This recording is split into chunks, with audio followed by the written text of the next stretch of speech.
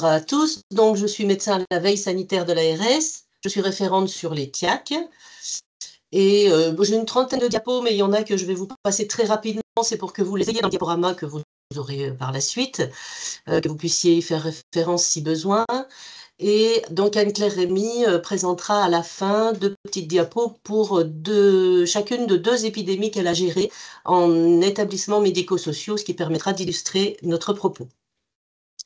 Donc, il m'a été proposé de parler donc de la maladie à déclaration obligatoire et de l'investigation que réalise l'ARS et le suivi. Donc, la définition, déjà pour commencer, on la connaît, hein, mais bon, on peut quand même la répéter. Il s'agit de l'apparition d'au moins 2 cas similaires d'une symptomatologie en général gastro-intestinale dont on peut rapporter la cause à une même origine alimentaire. Donc, 2 cas similaires, c'est important, hein, parce qu'on nous signale parfois une personne qui a été malade en sortant du restaurant, elle est persuadée qu'elle a été malade du fait de ce restaurant. Mais pour nous, ce n'est pas une TIAC, hein. Il nous faut 2 cas qui ont partagé un même repas ou un même aliment. C'est gentil. Oui, c'est 14h30. Parce qu'il y a plurie. Oui, à chaque fois, le mardi, c'est la plurie. Donc, c'est bon. Est-ce que vous pourriez couper le micro, s'il vous plaît? Ouais. Ah oui, sinon ça... Oui, s'il vous plaît, on entend certaines personnes qui n'ont pas dû désactiver leur micro.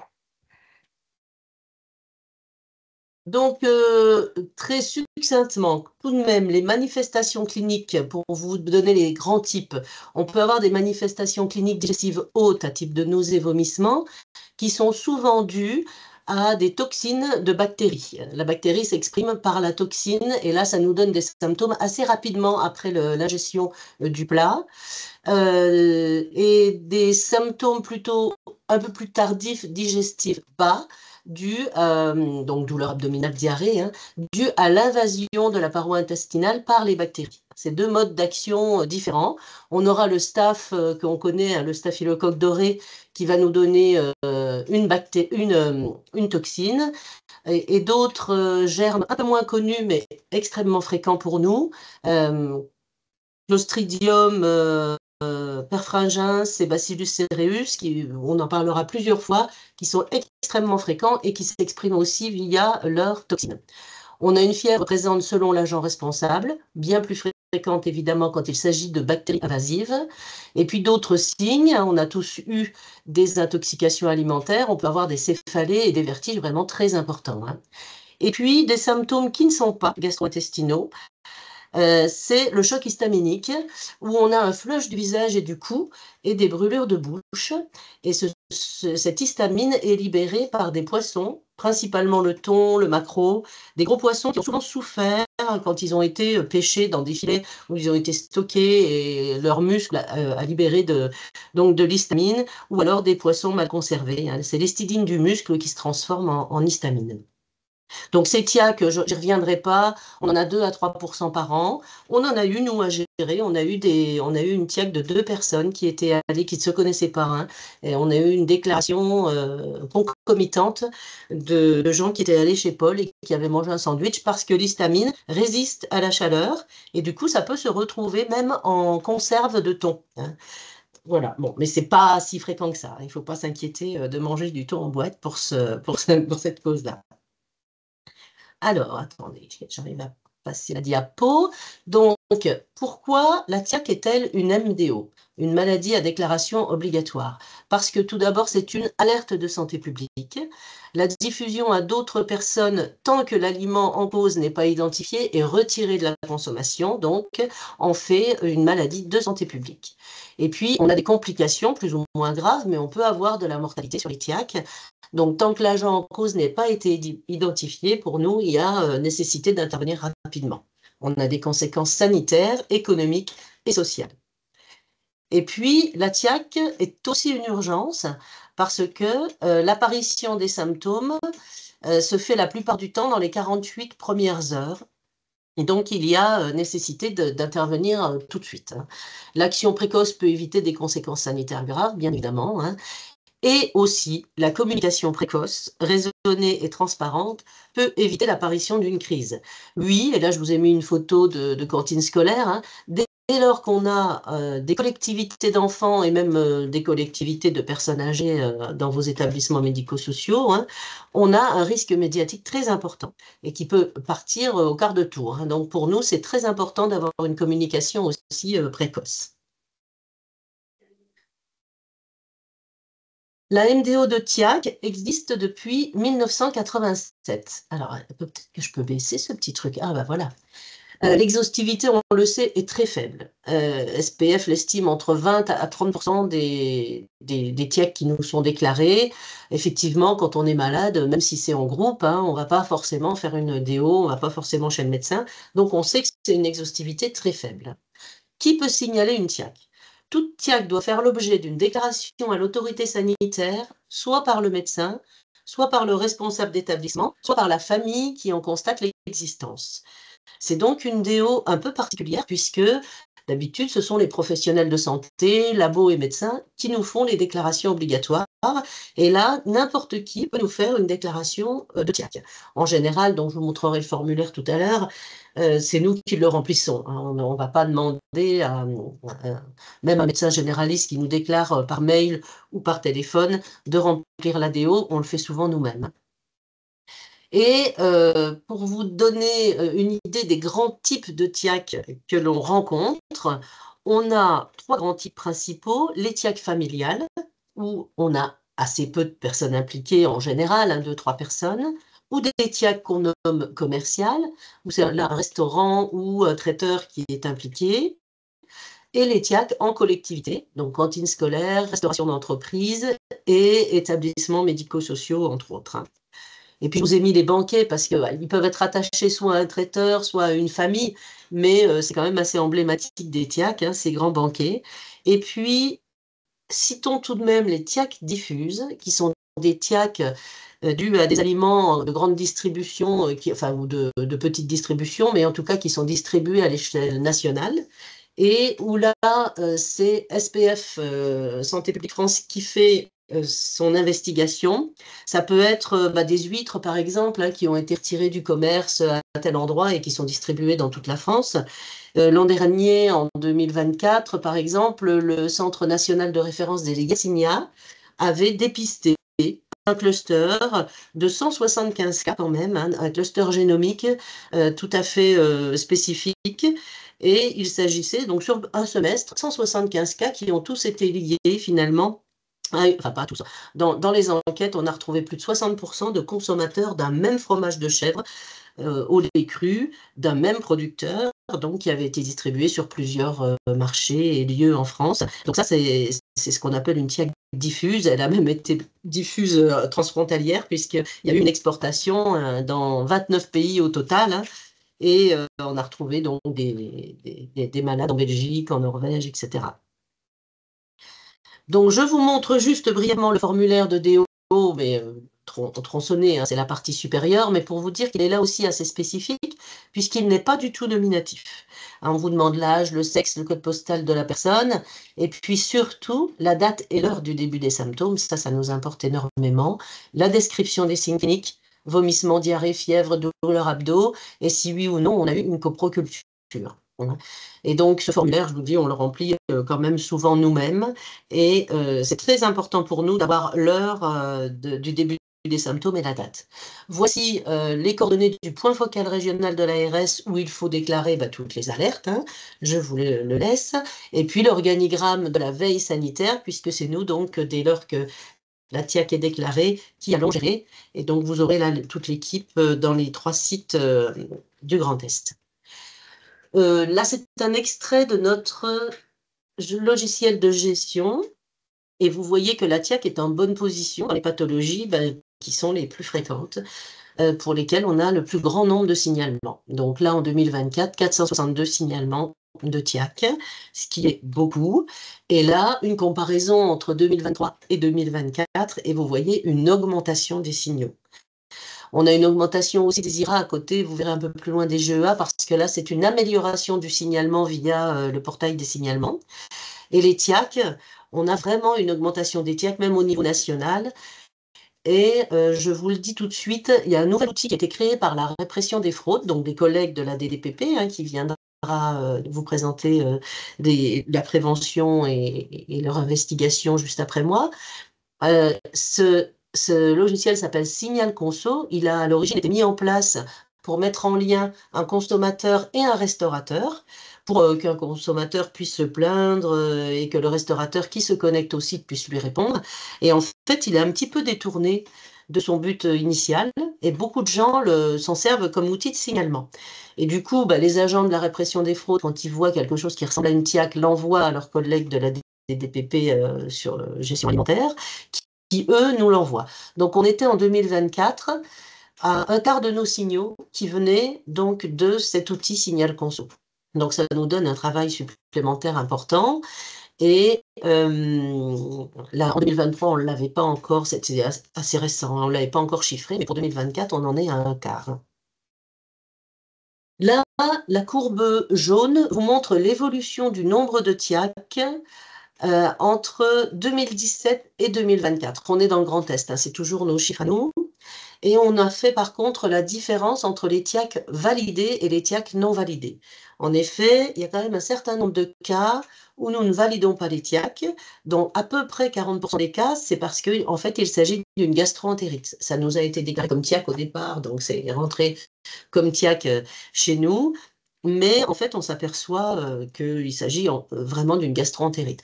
Il y a un germe en particulier qui est très confondant et qui est un vrai diagnostic différentiel pour nous, c'est le norovirus. La gastroentérite au norovirus est vraiment très très difficile à discerner d'une TIAC parce que ce germe donne un taux d'attaque très très rapide.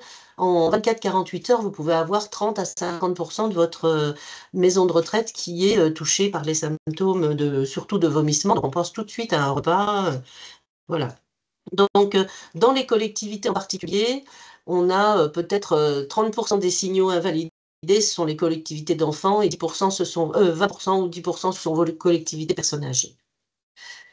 Donc, les TIAC invalidés, par contre, on voit qu'elles montent beaucoup plus en nombre de cas de signalement que les TIAC validés. Donc, ça veut dire quand même que les gens nous signalent, les médecins et en fait même les particuliers nous signalent beaucoup plus qu'avant. Et puis, dernière diapo sur cette première partie de déclaration obligatoire, c'est le bilan que fait Santé publique France annuel. Le dernier bilan reçu, c'est celui d'analyse des données de 2022.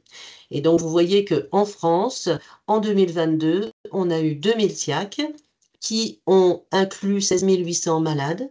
Donc 4% sont passés à l'hôpital, soit en hospitalisation, soit juste en service d'urgence, ce qui est quand même plus fréquent. Et on a quand même eu 13 décès.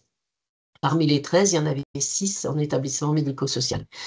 Et donc vous voyez sur cette courbe qui part de 2010 jusqu'à 2022 qu'on a quand même une ascension constante. On a toujours cette chute au moment du Covid en 2020, comme on avait sur la courbe précédente d'ailleurs. Mais on a en 2022 déjà un nombre de TIAC supérieur à ce qui était avant le Covid. Donc on a une réelle augmentation. En restauration commerciale, depuis 2007, ça augmente constamment. On est à peu près à 45% de nos TIAC en restauration commerciale, mais seulement 22% des malades. Il n'y a pas toujours beaucoup de gens en restaurant pour un même repas qui ont été malades. Par contre, en collectivité, ça augmente également. On est à peu près à 20% des TIAC en collectivité qui se passent en cantine, en restaurant d'entreprise, et à peu près 10% en établissements médico-sociaux. Et là, on chiffre d'un nombre de malades très important, donc on est à 64% du nombre de malades totaux. Et pour les TIAC familiales, je ne vous l'ai pas mis, mais on est à peu près à un quart de nos TIAC qui sont des TIAC familiales. L'enquête épidémiologique qu'on fait sur une TIAC. Donc la démarche d'investigation d'une TIAC se fait en 3 volets. On a une enquête épidémiologique qui peut être descriptive, temps, lieu, personne. On décrit bien les choses et ça c'est quand on a une TIAC à peu près classique qui ne nécessite pas d'aller plus loin. Et si on a des nécessités de creuser un petit peu parce que grand nombre de cas est difficile à statuer, on va faire une enquête analytique. Ça sera une enquête cas témoins, les cas étant les malades et les témoins étant les non malades ayant participé au même repas. et on mesure et on compare les différences de consommation alimentaire de chacun des groupes. Donc, c'est une enquête qui va nous donner une comparaison de la fréquence de consommation, ça s'appelle un node ratio en fin de compte, et ça nous donne un risque sur un aliment particulier. Bon, là, on a besoin de Santé publique France, on le verra juste après, avec un logiciel spécifique, mais on ne le fait vraiment pas à chaque fois, on le fait quand on est face à une grosse tiaque et on a besoin de cet outil pour statuer. Enquête microbiologique, à la fois les prélèvements chez les malades, qui sont des coprocultures. Il faut toujours également demander une recherche virale. Certains labos font systématiquement, quand ils lisent coproculture sur une ordonnance, il faut une recherche virale, mais d'autres ne le font pas. La coproculture, c'est une culture bactérienne finalement. Donc il faut toujours faire préciser aux médecins avec recherche virale, parce qu'on a des virus qui peuvent donner des tiaques. Un norovirus, peut donner une gastroentérite, mais si un cuisinier malade travaille alors qu'il est porteur... Comment vas-tu? Ça va, je te remercie. Est-ce que vous pourriez... Excusez-nous, mais vous pouvez couper votre micro parce qu'on est en train d'entendre votre conversation, s'il vous plaît. Merci. Excusez-moi, docteur. Pas de problème.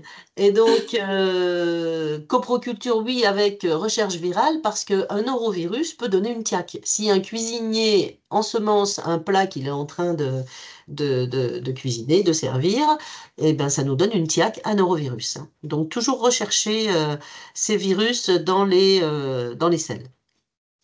Et puis, les prélèvements alimentaires et prélèvements de surface sont faits, eux, par la DDPP. Donc, c'est mes collègues de la DDPP qui vous en parleront.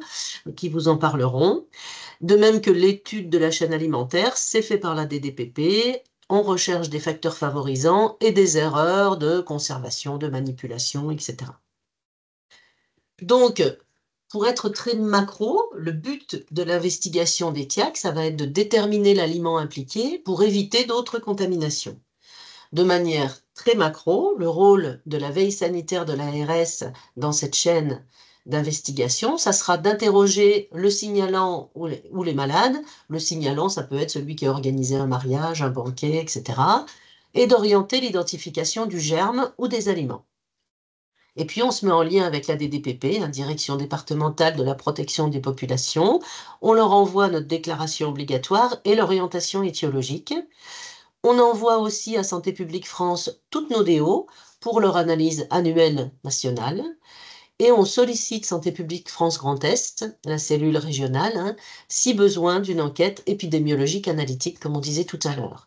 Et puis, on est en lien avec les partenaires selon le contexte, qui sont multiples. Ça peut être l'éducation nationale, comme on l'a vu. Ça peut être des collectivités, ça peut être des médecins. Souvent, les médecins, on leur demande de nous décrire très précisément les symptômes, parce que c'est important. Et ça peut être les services de communication, comme on l'a dit, pour éviter la crise, mais aussi parfois pour donner une information au personnel de santé d'un lieu, voilà. Le rôle de la DDPP, bien évidemment, ils le décriront en détail tout à l'heure, mais de manière macro, encore une fois, ça sera l'inspection des sites, ça sera les prélèvements, et puis la correction d'erreurs de préparation, de conservation, voire la fermeture d'un lieu, et le retrait d'aliments contaminés.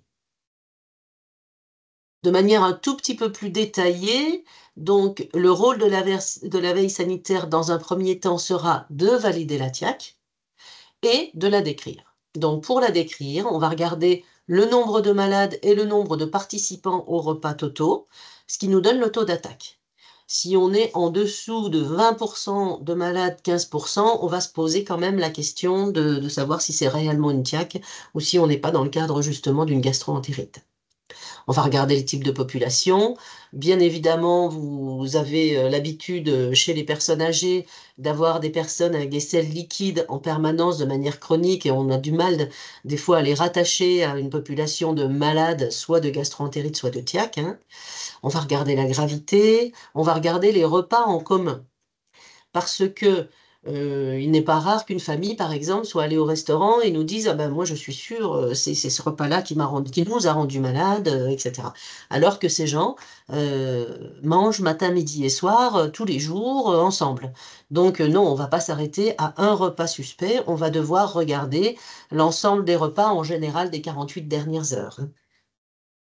Et puis, on va toujours demander s'il n'y a pas eu des malades dans les 7 jours qui précèdent le premier cas. Au cas où on serait déjà dans une gastroentérite qui aurait commencé et qui tout d'un coup aurait un petit peu flambé, hein. Et puis les deux symptômes, les deux items très très importants pour la détermination du germe.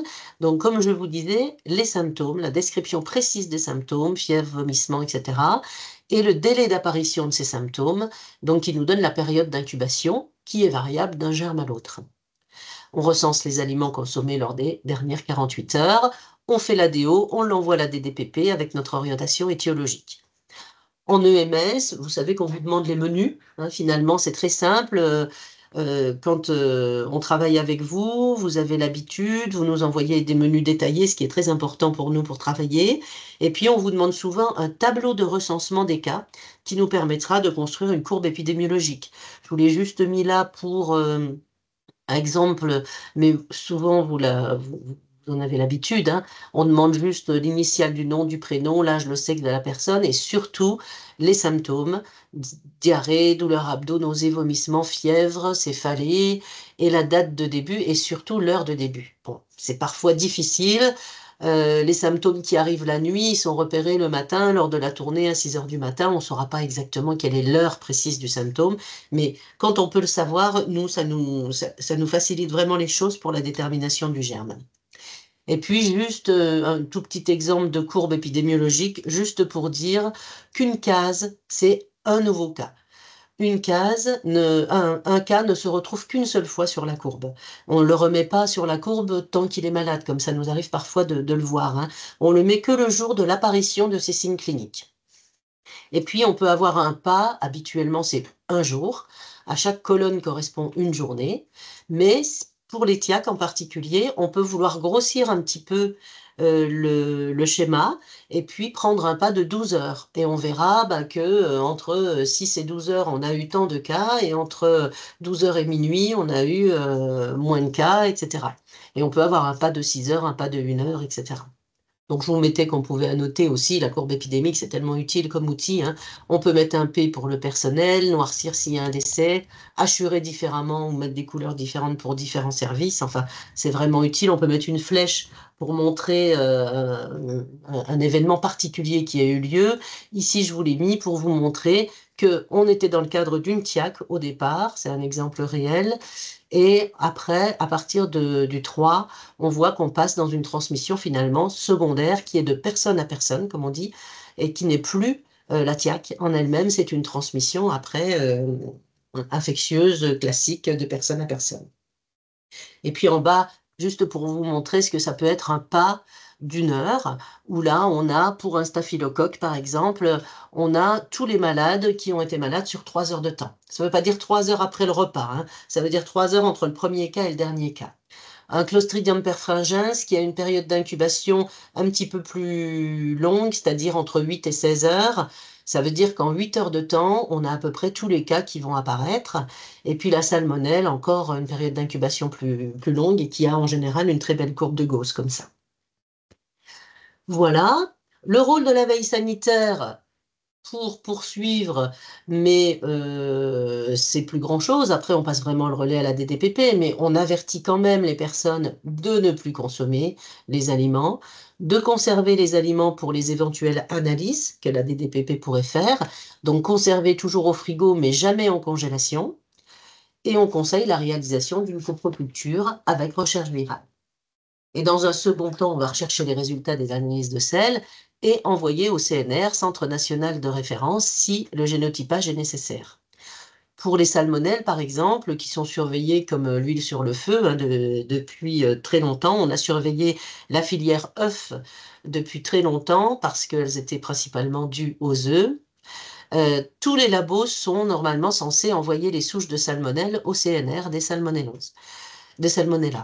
Donc, on a aussi un CNR pour les Escherichia coli, hein, et quand on est dans le cadre des Escherichia coli pourvoyeurs de chigatoxine, qui donnent des syndromes très graves et qui peuvent être mortels chez les enfants, des syndromes hémorragiques et urémiques, on envoie évidemment pour génotypage systématiquement au CNR. Et puis, on attend le retour de l'investigation des DPP, bien sûr.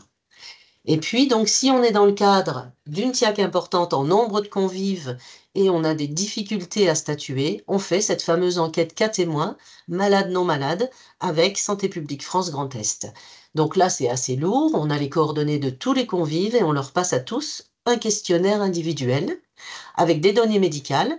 On leur demande les symptômes, les périodes d'incubation, la coproculture et la consommation alimentaire très précise.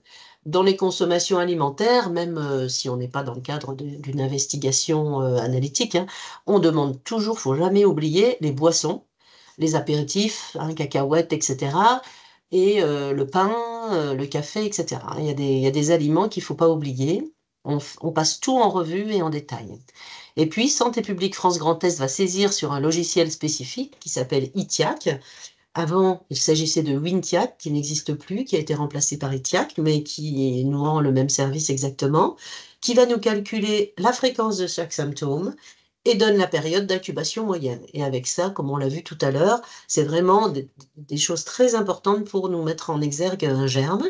Il va nous construire une courbe épidémique pour laquelle on va choisir le pas qui nous semble le plus descriptif et on va pouvoir choisir. Et puis, il va comparer la fréquence de consommation de chaque aliment chez les malades et chez les non-malades. Et si on voit une différence significative, on va suspecter fortement les aliments pour lesquels la différence est la plus forte. Voilà, et je vous ai mis pour la conclusion de ce dernier chapitre le logigramme TIAC en ES-EMS qu'avait fait Anne-Claire Rémy et qu'elle vous a déjà présenté à la dernière réunion que vous avez faite en Alsace, hein. Et donc, vous la regarderez, c'est pour vous montrer le rôle de la veille sanitaire et de l'EOH, hein, dans vos établissements médico-sociaux. Et puis, je voulais terminer par vous présenter un petit peu les hypothèses étiologiques qu'on peut poser. Vous parlez des germes. Bien évidemment, c'est un peu complexe, vous n'avez rien à retenir, mais voilà, c'est pour que vous en soyez informés.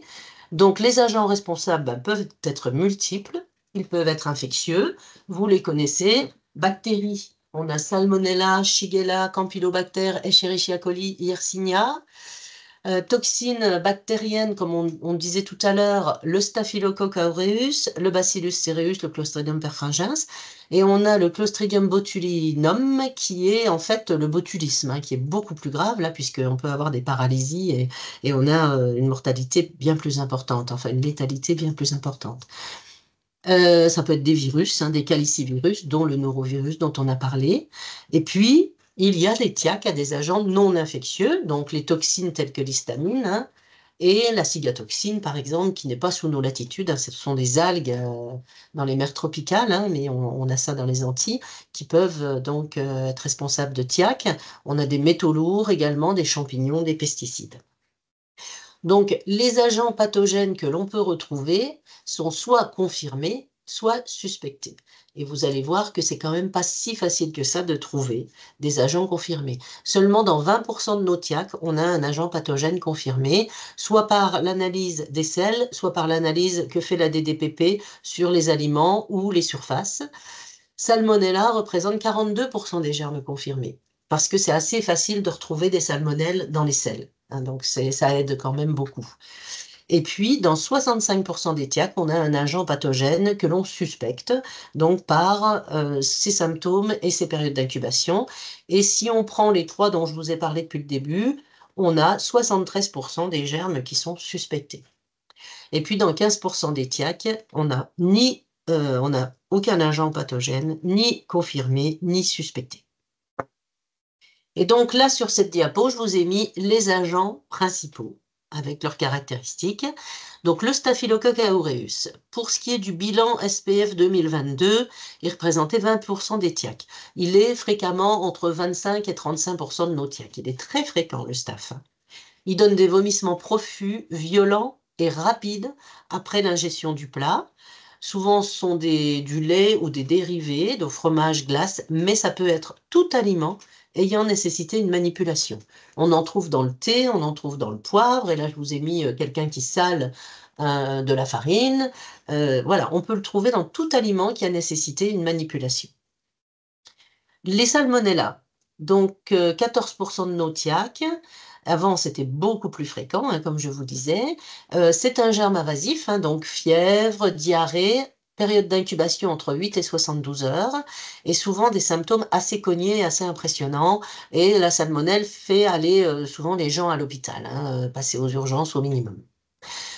On retrouve une consommation, enfin on suspecte que c'est la consommation d'œufs qui a été responsable de la pathologie dans 40% des cas.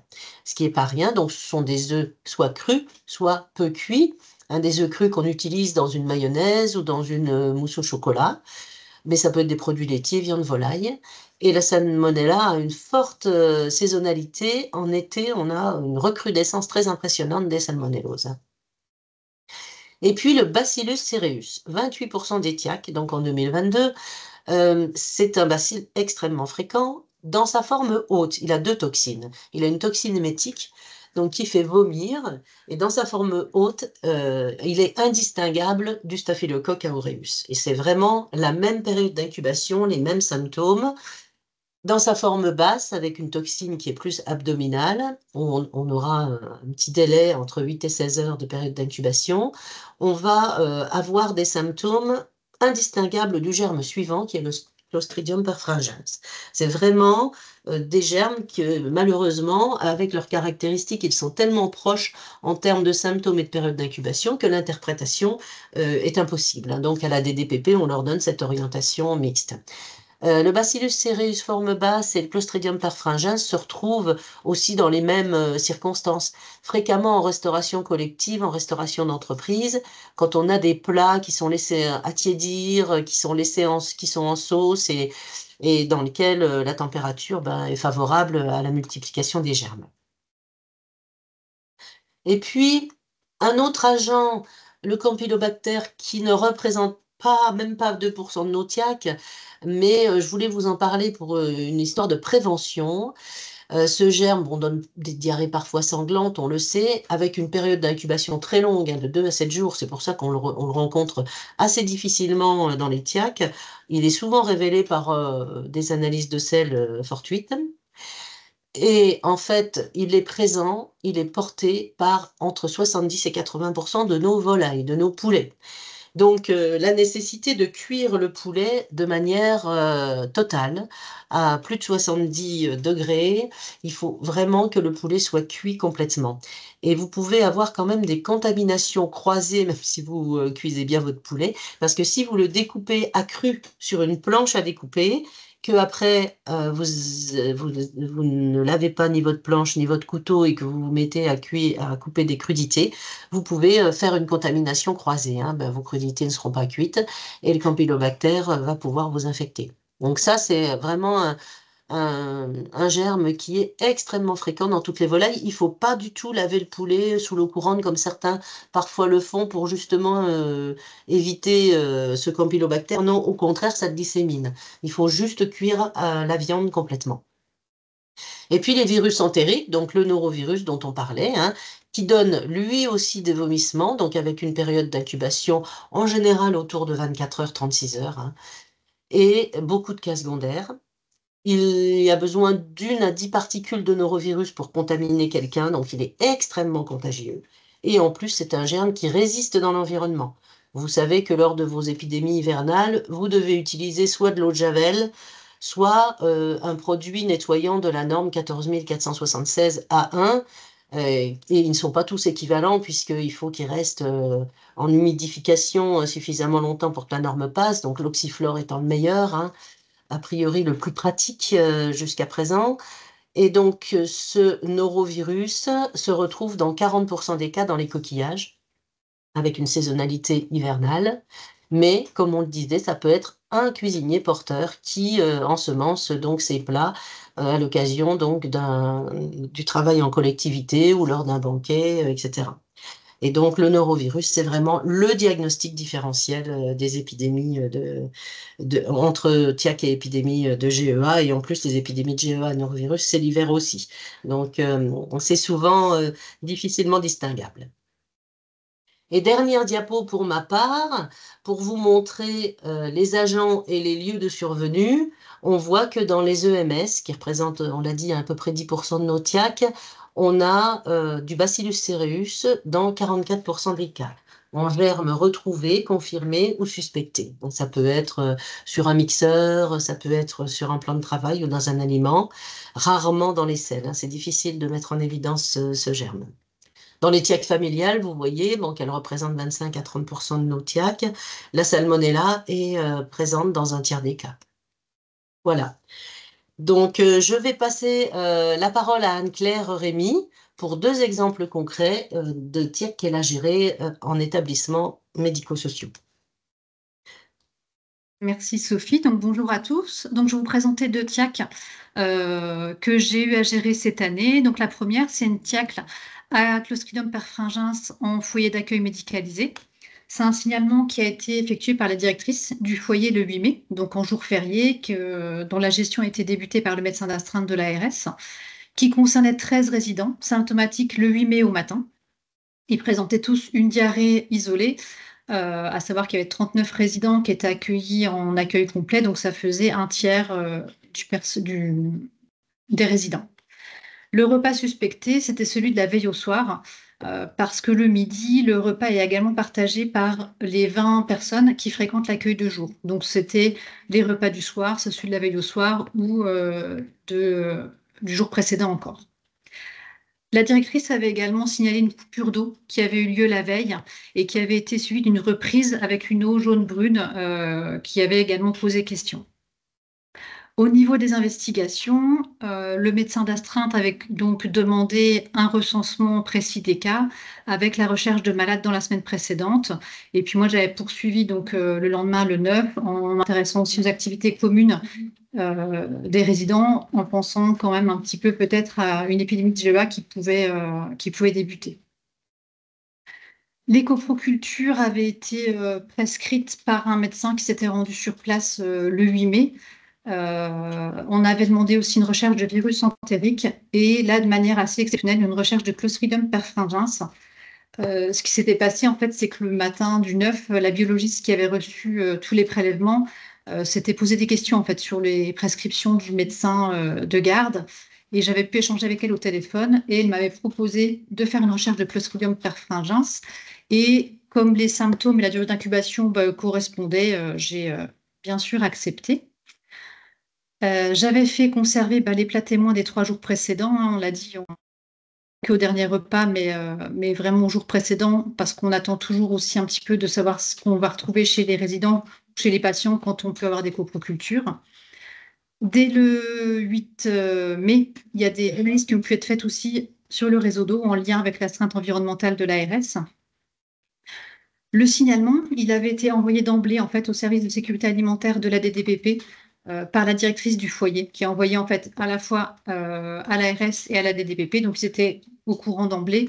Donc, j'avais communiqué tout de suite aussi avec eux le 9 mai pour voir comment on s'organisait. Et en fait, l'inspecteur s'est rendu sur place le 12, donc le lundi, a récupéré les plats témoins. Mais par contre, on a attendu de réceptionner les résultats de coproculture avant de lancer l'analyse des plats témoins. On a perdu ton partage, Sophie. Oui, oui, voilà, c'est revenu. Tu peux passer à la diapo suivante. Donc ça, évidemment, ça se fait sur plusieurs jours, hein, ça ne se fait pas comme ça sur une journée. Au final, sur cette TIAC, on a une courbe épidémique qui est en faveur d'une TIAC. Hein. On a 13 résidents malades le même jour, un taux d'attaque à un peu plus de 30%. Et sur les coprocultures réalisées, on en a 4 qui sont revenues positives avec un isolement et une identification de colonies de Clostridium perfringens. Donc ça a été vraiment une chance en fait d'avoir cette biologiste au téléphone parce que sinon on aurait des copros qui seraient revenus négatives. Les résultats des plats témoins sont revenus satisfaisants et l'inspection faite dans la cuisine n'a montré aucun dysfonctionnement. Les analyses faites sur le réseau d'eau sont revenues également avec des résultats satisfaisants. Donc, cette TIAC a été, c'était vraiment une TIAC à Clostridium validée. On l'a dit, hein, parfois on les valide, parfois on ne les valide pas. Celle-ci, c'était vraiment une TIAC validée, les résultats de CoPro nous ayant bien aidés quand même. La deuxième exemple que je vous présentais, c'est un signalement de TIAC à Salmonella, qui a été faite par le médecin coordonnateur d'un EHPAD le 11 août, hein, donc c'est assez récent, ça date de cet été. Dans cet EHPAD, en fait, la directrice avait reçu le 7 août, donc quelques jours avant, donc avant le week-end, hein, le 11 c'était un lundi, une info sur un retrait rappel de l'eau d'œufs contaminés à Salmonella, dont cet EHPAD avait bénéficié d'une livraison de 90 œufs le 23 juillet, qui ont tous été consommés dans les jours qui ont suivi, et de 90 œufs le 30 juillet, qui ont tous été détruits et qui n'avaient pas été consommés au moment de l'info du retrait de l'eau. Le médecin coordonnateur signalait 19 résidents symptomatiques entre le 24 juillet, donc lendemain de la première consommation de ces œufs, et le 7 août. Des résidents qui présentaient des douleurs abdominales, des vomissements et des diarrhées. Les investigations, elles débutent toujours de la même manière pour nous, hein. Ça va être un recensement des cas qu'on va demander au médecin coordonnateur ou à l'infirmière coordinatrice, une recherche des malades dans la semaine précédente, et puis la recherche un petit peu, on s'intéresse à l'organisation de l'EHPAD, est-ce qu'il y a plusieurs unités touchées, une seule touchée? On pose vraiment les mêmes questions que quand on gère une épidémie de GEA au final, au départ. Il n'y avait pas de coproculture qui avait été réalisée sur les malades, donc j'ai demandé la réalisation de coproculture avec recherche de virus entérique chez au moins 3 des malades parmi les derniers symptomatiques, puisque là on était déjà à J4 au final du dernier cas chez les résidents. J'avais fait conserver les plats témoins la semaine passée, parce que là on était déjà un petit peu tardif sur les repas, donc j'avais fait conserver tout ce qu'ils avaient encore en stock dans les frigos, en attendant d'en savoir un petit peu plus, parce que je ne savais pas non plus dans quel plat on avait des œufs ou pas. Devant la possibilité d'une épidémie de GEA ou d'une transmission interhumaine de salmonella, qui est tout à fait possible aussi, hein, on voit que là, on a quand même 19 cas qui s'étalent sur 2 semaines, donc la TIAC n'était pas forcément évidente non plus. Donc, j'avais fait des recommandations d'hygiène sur la prévention de transmission des GEA. Et j'ai quand même envoyé d'emblée le signalement à la DDPP pour les préalerter, notamment en raison du contexte de retrait-rappel de l'eau. Et puis la DDPP a décidé de se rendre sans attendre les résultats de coproculture pour pouvoir prélever, si possible, les plats tant qu'ils étaient disponibles. Au final, pour cette TIAC, on avait une courbe épidémique qui était plutôt en faveur d'une épidémie de GEA.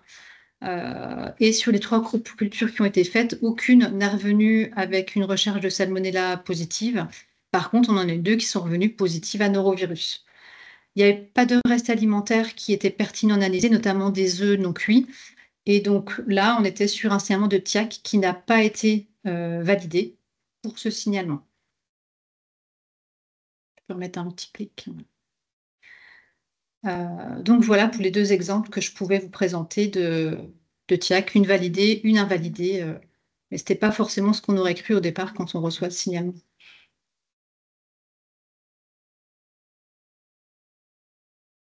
Merci beaucoup, Madame Rémy et Dr Alcibaille pour ces présentations. Comme je l'ai indiqué au départ, si vous avez des questions, on va les garder pour, pour la fin de ce webinaire.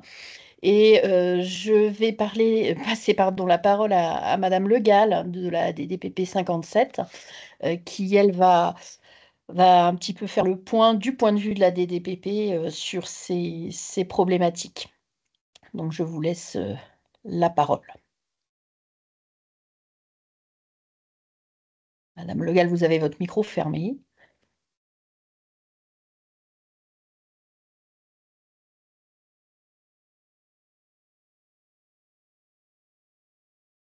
Excusez-moi, j'essayais de partager mon écran, mais ça n'a pas l'air de fonctionner.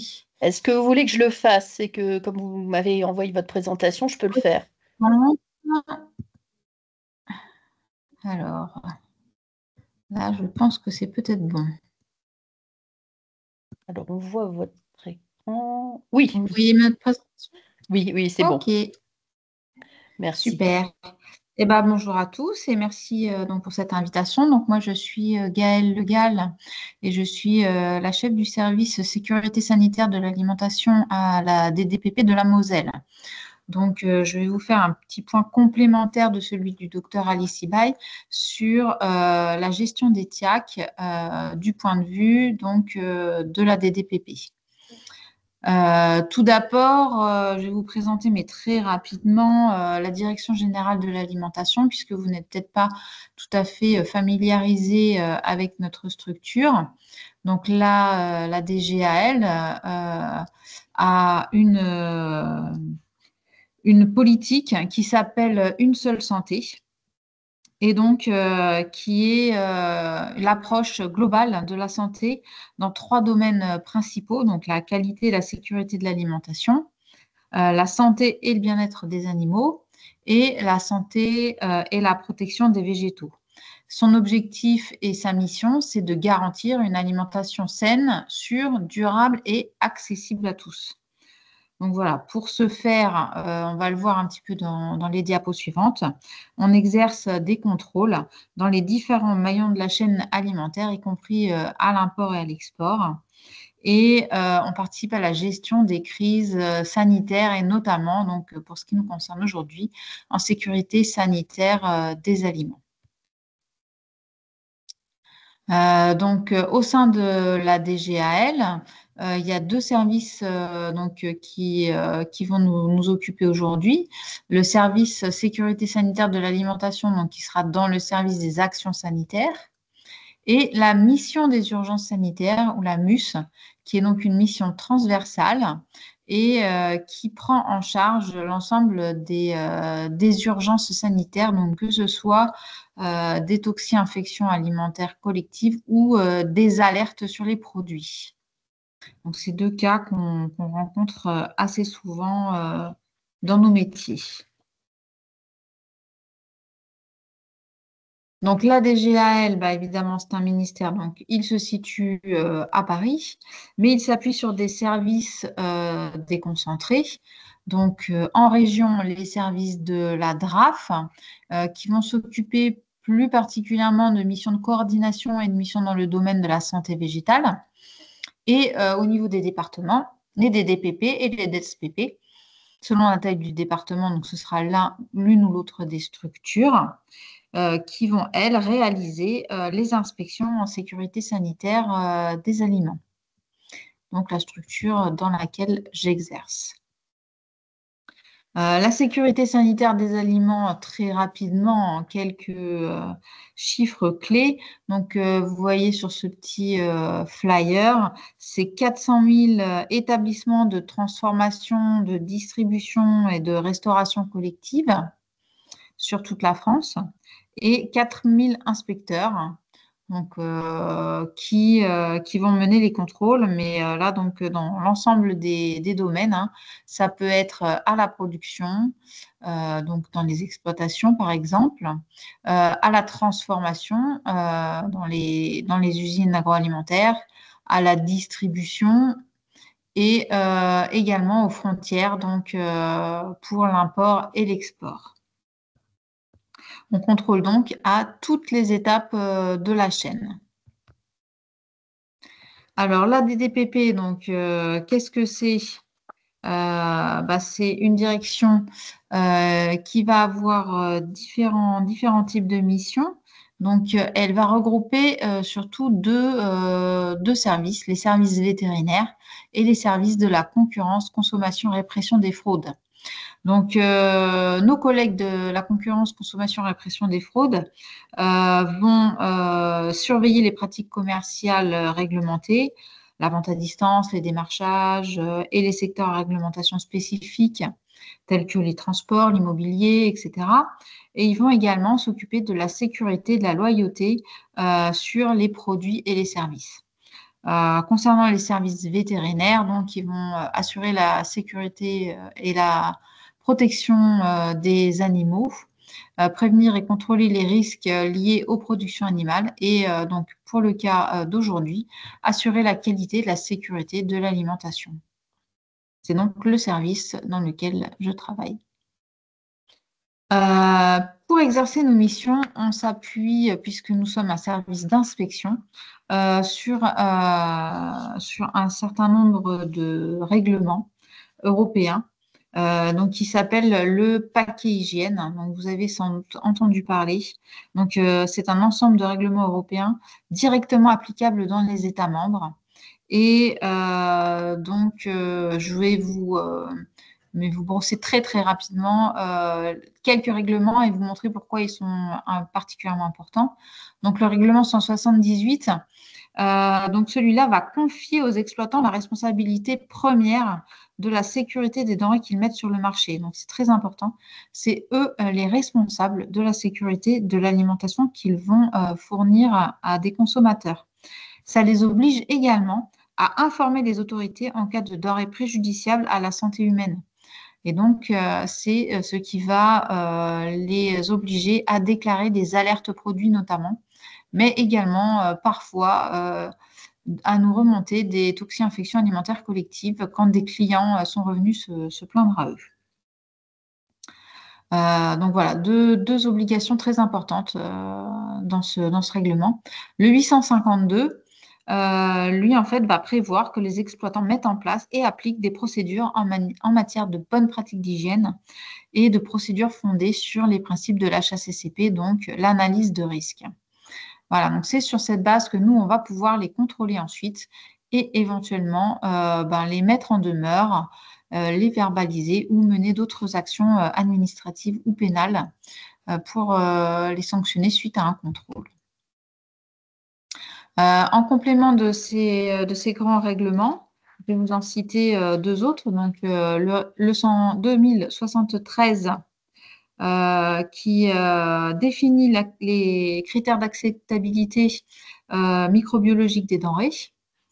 Et le 931, donc lui qui va parler de traçabilité.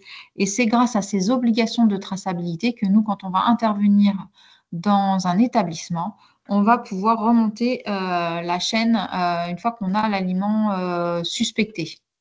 Parce que, en théorie, l'exploitant doit pouvoir nous fournir l'ensemble de la traçabilité de l'aliment qu'il a mis sur le marché. Voilà, donc globalement, en France, on a la réglementation nationale, donc le cadre juridique dont je vous ai parlé, européen, plus quelques spécificités françaises. Le Code de la santé publique, donc, qui va notamment inclure les maladies à déclaration obligatoire dont vous a parlé le docteur Ali Sibaï. En restauration collective, on va avoir des obligations spécifiques dont je vais vous parler dans une diapo suivante et également des dispositions nationales particulières pour un certain type d'agents. Donc, voilà, il y a certains agents pathogènes pour lesquels qui sont soit plus rencontrés sur le terrain, soit plus graves, pour lesquels il y a des dispositions spécifiques au niveau national, donc la listériose, la salmonelle, le syndrome hémolytique et urémique, les coquillages, la ciguatera et le bacillus. Donc, on ne va pas détailler aujourd'hui, mais sachez que voilà, ce sont des maladies qui sont, enfin des agents pathogènes qui sont pris en charge de manière plus précise. Ensuite, donc en restauration collective, donc un sujet qui vous intéresse plus particulièrement, il y a donc des textes français qui donnent des obligations complémentaires. Donc, ce ne sont pas des obligations européennes. Et notamment la déclaration de TIAC sans délai. Donc, tout établissement de restauration collective doit immédiatement signaler à sa DDPP ou à l'ARS toute suspicion de TIAC et la réalisation d'échantillons témoins. Donc, ces échantillons doivent faire 80 grammes minimum et ils sont la propriété des services de contrôle pendant une certaine période, c'est-à-dire qu'ils sont dans un frigo à part, ils ne doivent pas être touchés et ils peuvent être prélevés. Donc, c'est sur ces échantillons qu'on va s'appuyer quand on fera des inspections en restauration collective pour faire des analyses. Ces échantillons doivent être prélevés pendant le service car ils doivent être représentatifs de l'ensemble des manipulations de l'aliment. Ils ne doivent pas être prélevés en cuisine. Voilà. Ensuite, donc c'était vous parler un petit peu du délai moyen entre les symptômes et la déclaration. Vous voyez sur cette petite diapo que le délai, donc il est dans 22% des cas de 1 jour. Donc voilà, moins d'un cinquième. Et ensuite, ça augmente beaucoup. Donc 1 à 3 jours dans 42% des cas, dans une semaine dans 66% des cas et 2 semaines dans 80% des cas. Donc cette diapo, en fait, c'était pour remettre en perspective l'enjeu important qu'on a à signaler les symptômes au service de l'ARS le plus rapidement possible pour que ça puisse également arriver dans nos services le plus rapidement possible. Parce qu'en fait, très souvent, les services de la DDPP sont sollicités au bout de 3, 4, 5, 10 jours. Et pour nous, c'est très compliqué d'avoir une action efficace sur le terrain quand on est aussi loin en fait du moment de la contamination. Souvent, il n'y a plus d'aliments à prélever ou alors ils sont corrompus ou sont beaucoup trop âgés pour pouvoir avoir des analyses qui peuvent être parlantes. Les gens ne se souviennent plus exactement de ce qu'ils ont mangé, etc. Donc, c'est beaucoup plus compliqué pour nous d'intervenir. Donc, c'est très, très, très important ce délai moyen entre la déclaration des symptômes et la déclaration dans les services. Où apparaissent les TIAC? Donc, le docteur Alice vous en a déjà un petit peu parlé, donc je vais passer assez rapidement. Donc, voilà, on voit que globalement, presque un tiers, un petit peu moins, mais en restauration collective, à domicile et en restaurant. Alors, je vous ai mis là un exemple, celui de l'année dernière chez nous. Il y a eu 24 toxi-infections alimentaires collectives de déclarées.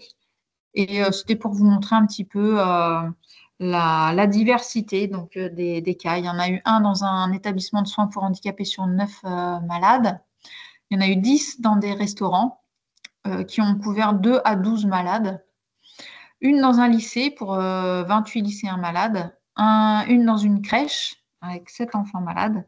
4 dans des supermarchés. Donc, quand je parle de supermarchés, c'est des aliments qui ont été achetés dans des supermarchés et consommés ensuite à la maison. 2 à 3 personnes.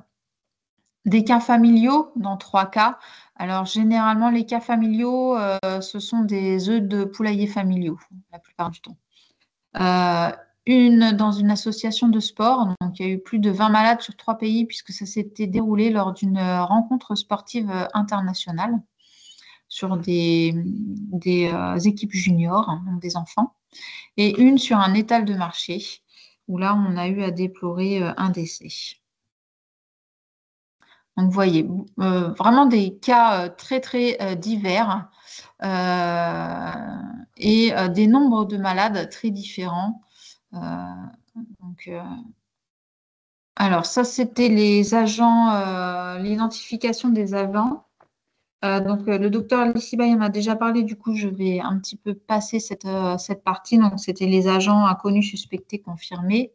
Et voilà, en général, on retrouve beaucoup donc salmonelle et les bactéries productrices de toxines, staphylocoque, clostridium, bacillus. Mais voilà, ma collègue vous en a déjà parlé avant, donc on va passer. Ça laissera un petit peu plus de temps pour les questions.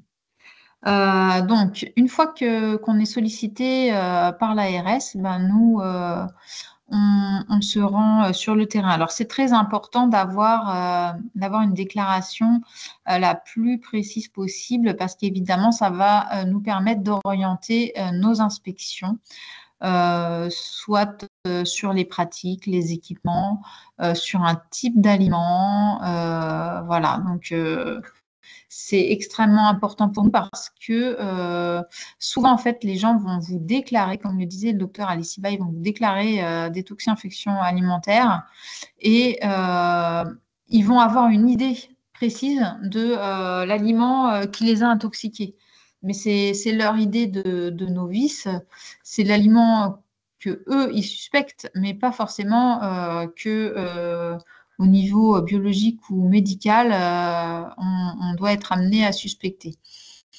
Donc, voilà, il faut être vraiment précis dans l'enquête pour essayer d'ouvrir le plus de champs possible et voir vraiment les différents repas qui ont été pris en commun. Souvent, les gens ne pensent pas à un petit déjeuner, par exemple, ou des choses comme ça. Au niveau du repas, l'ensemble des aliments qui peuvent être consommés, donc comme vous le disiez, le docteur Lissibaï, par exemple, le café ou les petites mignardises qui vont être prises avec, mais ça peut être également les sauces. Souvent, par exemple, on nous dit la personne elle a mangé un burger avec des frites. Mais bon, les enfants mangent rarement les frites comme ça. Souvent, ils mettent de la mayonnaise, par exemple, ou un autre type de sauce. Donc, il faut vraiment lister l'ensemble des aliments qui ont pu être consommés pour qu'on puisse être exhaustif dans notre enquête. Donc, une fois sur le terrain, évidemment, on va inspecter l'établissement de manière large, vérifier la propreté, les bonnes pratiques d'hygiène. Force est de constater que très souvent, en fait, on a des risques en termes de dérive de bonnes pratiques d'hygiène et que souvent, il faut vraiment bien rappeler les pratiques de base et notamment le lavage des mains. Malheureusement, on a vraiment beaucoup de TIAC qui sont dus à des contaminations manuelles des opérateurs. Une fois qu'on a fait cette enquête, on fait parfois des prélèvements, parfois non. Donc, en restauration collective, on peut le faire plus souvent puisqu'on a des plats témoins. En restauration commerciale, c'est plus compliqué. Donc, on peut parfois avoir une confirmation de l'agent par ce biais, mais pas forcément très souvent. Mais dans tous les cas, on va suivre l'établissement, on va émettre un rapport et à la suite de ce rapport, on va lui donner des prescriptions. Donc, en fonction du résultat du rapport, ça peut être un avertissement, une mise en demeure et ça peut aller jusqu'à la fermeture de toute partie de l'établissement. Dans les types de prescriptions qu'on peut faire, il y a évidemment du nettoyage, des travaux de maintenance, de réparation, la formation du personnel, ce genre de choses, des actions pour la traçabilité, pour les maintiens en température, des actions sur les process à risque comme le refroidissement rapide, enfin voilà, ce genre de choses. Et ça peut aussi mettre en valeur un produit qui a été cuisiné et qui a été contaminé au départ. Et dans ce cas-là, on peut lancer une chaîne de retrait-rappel à partir donc de notre système d'alerte produit. Voilà. En conclusion, le nombre de TIAC et de malades a fortement augmenté ces dernières années. Alors, pas forcément parce qu'il y a plus de TIAC, mais parce qu'il y a plus de déclarations de TIAC. Notamment, comme vous l'a dit le docteur Alissibaï, en partie par ce fameux site Signal Conso qui permet aux gens de signaler des problèmes qu'ils ont avec des exploitants et dont ils se servent parfois parce qu'ils n'ont pas une bonne connaissance du circuit de déclaration de TIAC pour déclarer le fait qu'ils ont été malades. Mais ça peut également être parce qu'on parle beaucoup plus de désintoxication alimentaire et les gens nous contactent par différents moyens, par mail, par téléphone, contactent la préfecture, etc. Donc, il y a une meilleure communication sur ce sujet et beaucoup plus de gens maintenant n'hésitent pas à signaler qu'ils ont été malades. Donc, les prélèvements humains sont très importants pour l'identification de l'agent. Donc, insistez vraiment beaucoup de votre côté sur les analyses humaines, puisque nous, dans nos enquêtes, on ne peut pas toujours faire des prélèvements et pouvoir confirmer le germe. Donc, on est particulièrement attentif pour les populations fragiles, hein, pour lesquelles on a des taux de décès beaucoup plus importants. Donc, les populations avec des comorbidités, évidemment, les populations les plus âgées ou les plus jeunes. On a tous les ans, en fait, quasiment notamment des TIAC neuroméningés, l'hystériose neuroméningée avec des décès. L'importance du respect des bonnes pratiques d'hygiène et de fabrication, hein, puisque c'est généralement de là que tout part. Voilà, donc la conclusion, déclarer, et c'est vraiment le point de départ central pour pouvoir mener une enquête et pouvoir trouver éventuellement l'agent responsable de la maladie. L'investigation ensuite, par le biais de la traçabilité, nous permet de remonter la filière. On identifie les causes et on met en place des mesures correctives. Par nos rapports, on suit ensuite les exploitants. Et tout ça, c'est évidemment pour stopper le plus rapidement possible les épidémies et prévenir leur répétition, dans l'objectif d'atteindre une meilleure sécurité alimentaire pour l'ensemble de la population. Voilà, je vous remercie et je reste à votre disposition pour répondre à vos questions si vous le souhaitez. Par contre, je ne vais pas pouvoir rester très longtemps parce que je me suis absentée d'un séminaire auquel il faudra que je retourne. Merci beaucoup, Madame Le Gall. Du coup, on va peut-être prendre s'il y a des questions dans le chat ou vous levez la Émilie, main. il n'y a pas de questions dans le chat pour le moment. Et j'ai pas de main levée. Oui, ça, je voyais, mais il est temps. Si vous avez des questions pour Madame Le Gall spécifiquement, ou manifestez-vous, hein, de manière à ce qu'on puisse la libérer. Alors, s'il n'y a pas de questions immédiates, hein, n'hésitez pas à les transmettre par la suite et je me ferai un plaisir d'y répondre, évidemment. Alors, Sophie Alciba, il y a une question. Ton micro est éteint, Sophie. Pardon. Oui, on a vu que les TIAC dans les restaurants ou les traiteurs augmentaient quand même fortement. Est-ce que dans vos inspections, vous constatez que les mesures d'hygiène sont moins correctes qu'avant, ou est-ce que c'est parce qu'on a un meilleur signalement? On n'a pas noté une augmentation en proportion du nombre de mises en demeure très, très important. Par contre, je dirais que là, ça repose pas forcément sur une analyse scientifique, hein. Donc, je vais vous donner un sentiment plus qu'une vérité. Peut-être dans un autre département, ça ne sera pas ressenti de cette même façon.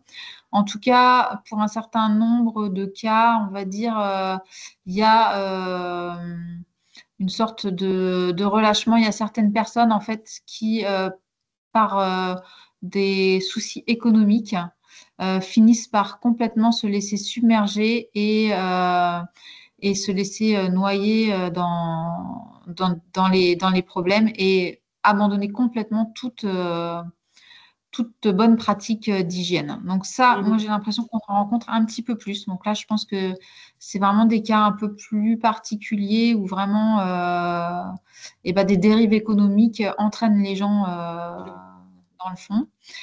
Sinon, sur le général, je pense que ça reste assez moyen. Il y a quand même pas mal de turnover d'employés. Ça, c'est un problème aussi. Donc, les problèmes de recrutement dans le domaine de la restauration font que les gens sont de moins en moins formés et font appel aussi à des intérimaires ou à des gens qui vont faire des interventions un peu flash et si les consignes ne sont pas écrites ou ne sont pas données correctement, elles ne sont pas bien appliquées par ces personnes qui ne sont pas formées. Donc, je pense que ces deux facteurs économiques ont joué un petit peu ces derniers temps. Mais je pense qu'on a quand même vraiment beaucoup une meilleure déclaration d'étiac. Mhm. Merci Et beaucoup. oui, Émilie Poirier, cette remarque, vous le constatez également en restauration collective, hein, ou c'est plutôt dans la restauration commerciale?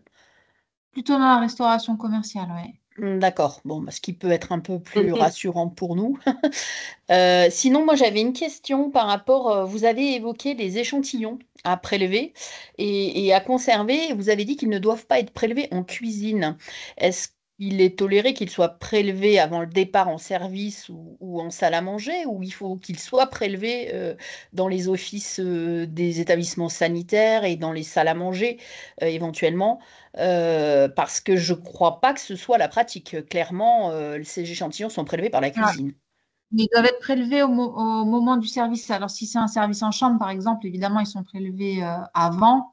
Mais si, par exemple, c'est des aliments qui sont servis sur un buffet, ils sont censés être prélevés là où il y a eu le plus de manipulation. Puisqu'évidemment, si on les prélève au moment de la cuisine, mais qu'ensuite ils sont mis dans un autre récipient, ils sont portés sur un buffet, ils sont remanipulés, ils peuvent avoir été contaminés a posteriori par rapport au prélèvement. Donc, il faut les prélever le plus tard possible par rapport à la distribution. Mais évidemment, dans, la mesure du possible, pas sur chaque chariot de Oui, quand c'est service. du service en plateau. Par contre, quand c'est du service en salle à manger, ça peut même être livré pour plusieurs repas, hein, par exemple, le vendredi pour l'ensemble du week-end. Il est plutôt fortement recommandé de prélever avant le service, si je comprends bien. Alors, normalement, ça, c'est quand vous êtes en liaison froide ou en liaison chaude par un prestataire, j'imagine. Et normalement, le prestataire doit avoir fait ses prélèvements. Souvent, ce sont des petites barquettes avec un aluminium ou des choses comme ça. Mhm. Donc, les aliments ne sont pas contaminés a posteriori. C'est lui qui effectue les prélèvements. D'accord. D'accord, oui, c'est ce qui est fait en général, hein. C'est pour ça que je me posais la Ouais, voilà. question.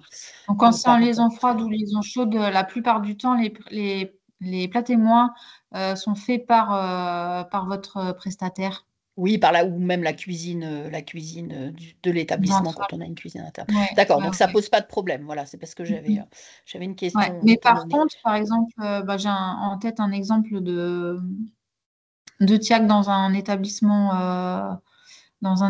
médical où on a eu donc une déclaration de TIAC assez importante.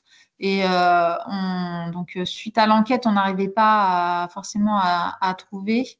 Euh, et en fait, c'est, comme le disait le docteur Alice-Baye, le fait de vraiment être précis sur les données de départ, où on s'est aperçu qu'en fait, les malades, ils étaient tous dans un même étage de l'établissement et que la personne qui avait fait le service à cet étage était absente depuis une journée. Et ça, c'est la personne de l'accueil qui nous l'a signalé. Et en fait, cette personne-là était malade, avait une gastro et avait contaminé les plateaux de service. Voilà, donc c'est un exemple concret, je dirais, qui montre à quel point l'enquête que vous menez, elle est importante. Merci beaucoup. Je crois qu'on a une question. Euh, alors, c'est justement, ça concerne les échantillons et les cuisines thérapeutiques dans les services, donc les ateliers. Combien de temps doivent être gardés les échantillons? 5 jours. 5 jours, d'accord. D'où l'intérêt de signaler rapidement quand on a une suspicion de TIAC parce que on arrive vite au-delà des 5 jours et on n'a plus de Ouais, platémon finalement. C'est ce que vous voilà. disiez tout à l'heure. Pendant 5 jours, ils sont la propriété de l'État. D'accord. Rien n'empêche de les garder un petit peu plus longtemps, mais 5 jours, c'est le minimum. En général, quand l'ARS nous signale, nous, à minima, on contacte directement l'établissement pour leur dire, attention, il y a une TIAC, gardez vos plats témoins. Très bien, merci Et beaucoup. il faut vraiment qu'ils fassent entre 80 et 100 grammes pour pouvoir être analysés. Oui, c'est ça. C'est pas une Et 100 petite grammes noisette de au fond. ça, des fois, ça fait du volume, hein. Oui, surtout sur 5 jours. Très bien. Merci beaucoup. Et vous avez dit un réfrigérateur dédié. Réfrigérateur. Nous, après, on peut être amené des fois à les congeler, mais ça dépendra en fait du germe qui est suspecté. Il y en a certains qui peuvent résister à la congélation, d'autres pas. Donc on le fait au cas par cas, en fonction du délai de transmission pour faire les analyses et du germe qui est suspecté. Très bien. Merci beaucoup. S'il n'y a pas d'autres questions. Ah, si. Doit-on appliquer les recommandations HACCP lors d'ateliers thérapeutiques? Cuisine, bien sûr. Alors, dans tout atelier de cuisine, on applique les bonnes pratiques d'hygiène, hein, le lavage des mains, voilà, l'ensemble des bonnes pratiques classiques, les températures de conservation, la cuisson, par exemple pour le poulet ou pour les œufs, ce genre de choses. Et moi, je conseillerais d'éviter en atelier thérapeutique tout ce qui est à base d'œufs crus ou ce genre de choses. Parce que c'est vrai que c'est les mousses au chocolat, les tiramisus et les mayonnaises, c'est vraiment des très grands classiques de l'intoxication alimentaire. Très bien. Oui, donc c'est pas. Alors moi j'avais comme notion, mais vous allez peut-être me détromper, que bon, les règles de la restauration collective s'appliquaient si il y avait consommation par des personnes qui n'avaient pas participé à la préparation du repas, mais que si seules les personnes participant à l'atelier thérapeutique consomment ce qu'ils ont cuisiné, on était un petit peu plus souple par rapport aux règles. Alors, tout à fait, les règles d'hygiène s'appliquent, hein, celles que vous venez de citer, Voilà. mais on n'était pas obligé d'appliquer un processus HACCP de A à Z avec une analyse de risque extrêmement poussée. Je ne sais pas ce que vous en pensez. C'est peut-être. Oui, oui, tout à fait. Ce sont les bonnes pratiques d'hygiène, parce qu'en général, l'aliment n'est pas conservé. Donc déjà, il y a consommation immédiate, ce qui limite énormément le risque de développement de micro-organismes. Donc voilà, les règles de cuisson, les règles de température, les règles d'hygiène classiques. Classique, oui, presque ce qu'on devrait faire à la maison, de toute façon, tous autant qu'on est. Très bien, merci. Est-ce qu'il y a d'autres questions? Ah, est-ce que les résidents peuvent réaliser une tarte pour l'ensemble des résidents si les règles HACCP sont respectées? Alors là, je dois avouer que Alors, je moi, me j'ai suis envie de pas dire posé que la oui, du question. coup, puisqu'on est si on respecte les règles de restauration collective, on peut tout à fait collectiviser la prise de repas. Après, je vous propose de rechercher, de vérifier, et puis je vous transmettrai l'information. Pour atelier thérapeutique, soit à destination des personnes ayant cuisiné, ou soit à destination de l'ensemble de l'établissement. Je vais me le noter, puis je vous donnerai les informations. Un petit peu de bon sens sur cette question, j'aurais dit on évite la crème pâtissière dans la tarte, mais c'est Les préparations à prudence. Très bien. Bah, écoutez, je vous remercie, Madame Le Gall. On va vous laisser retourner à votre séminaire. Merci Et beaucoup pour votre puis, invitation et puis bon séminaire à tous. merci beaucoup. Alors, je vais à mon tour partager mon diaporama. Est-ce que vous le voyez? Oui, tout à fait, Émilie. Très bien. Alors, je vais essayer de le mettre en plein écran. Donc, il doit être passé en plein écran. Voilà, donc moi je vais terminer par un retour d'expérience qui va faire le lien avec le rôle des professionnels de la PRI sur cette question et sur certains points plus particuliers.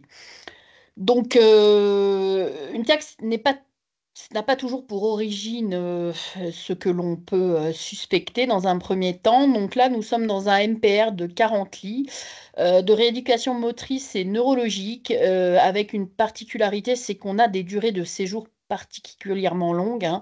On est sur des pathologies du type rééducation post-AVC, post-traumatologie importante. Donc, on peut avoir des gens qui restent plusieurs mois, voire quelques patients qui sont là depuis plus d'un an.